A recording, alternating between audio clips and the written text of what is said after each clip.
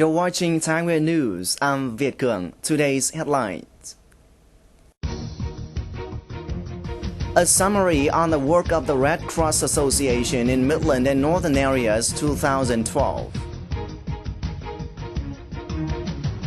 Thai Nguyen launches the campaign on population control. On December 7th, the Thai Nguyen Provincial Red Cross Association hosted a meeting to summarize the work of the Red Cross Association in Midland and Northern Areas in 2012 and discuss the implementation of the association in 2013. At the meeting, the participants presented many difficulties and shortcomings in the implementation of their work on emerging issues such as the lack of budget to implement the plan, limited capability of staffs in a number of establishments, differences in policies for staffs in the provinces, including duty allowances, uneven movement between regions and localities, insufficient information, and overdue report from the provinces, clusters, and the Central Association. In 2013, the provinces in clusters will make emulation commitment and strive 8 over 8 provinces to successfully fulfill their assigned tasks. The delegates of the Red Cross Association in Midland and Northern Areas agreed to strengthen coordination among the provinces in terms of regular exchanges, study tours on new and effective operating models, supporting and fostering cadre staffs, especially senior civil servants, for the coming year 2013. This meeting is an opportunity for the Red Cross officials to meet and exchange experiences and improve the effectiveness of the association's work. Effectively controlling the population growth rate and the sex ratio at birth for the future and well-being of every family and the sustainable development of the country is the theme of the National Month of Action on Population and Vietnam Population Day, which was implemented in the morning of December 6th. In recent years, an abnormal increase in the sex ratio at birth in Vietnam has reached high level and is feared to have non-stop signals.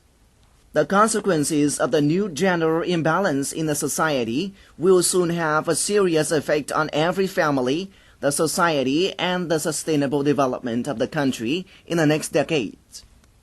In the last 10 months, the whole province has nearly 19,000 newborn babies, 9,917 of which are males, and 8,627 are female. The sex ratio at birth is 115 over 100, showing an increase of more than 4,000 children compared to 2011. In the launching ceremony, members of the Provincial Steering Committee of the Population and Family Planning encouraged everyone and asked for the cooperation of all levels and the different sectors and agencies for the successful implementation of family planning and the use of population control methodologies to help lessen the sex ratio at birth in 2015. In the morning of December 5th, the Military Service Council launched the first stage of recruitment for 2013 at the Medical Center of Thái Nguyên City. This military service recruitment involved 28 communes, wards, and state agencies in Thái Nguyên City, with 720 eligible young participants. Thái Nguyên City Council strengthens military service council at all levels every year and assigns specific tasks to each member. Along with that, promotion for military service in the mass media is also spread widely. Under the plan, the recruitment in Thái Nguyên City was carried out from the 5th to the 14th of December. The city's Military Service Council set up the recruitment team with necessary components. After examination for recruitment, young people with proper educational level, good family history, and good health will be chosen to ensure the required adequate target. On December 6th, the Boeing Company, in collaboration with the American Veterans Fund and Đại Từ District People's Committee, held the ribbon cutting during the inauguration ceremony at My Yên Primary School in Đại Từ District. The project of building classes for My Yên Primary School in Đại Từ District was implemented in November 2011. The building has now been completed and put into operation in accordance with the required design and schedule. The two-story building has 10 spacious and clean classrooms that are conducive for learning. The project was invested with a total value of $25,000 shared by the Boeing company, the American Veterans Fund, and the local government's counterpart fund.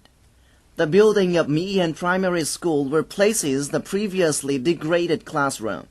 The new infrastructure is deemed to help the teachers and students who are striving to emulate good teaching and learning.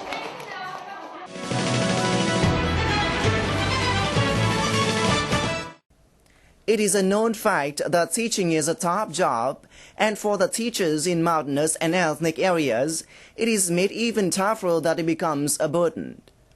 But because of the deep sense of the responsibility from this noble profession, many generations of teachers from these areas were able to overcome difficulties and insufficiencies in order to bring education to the students here.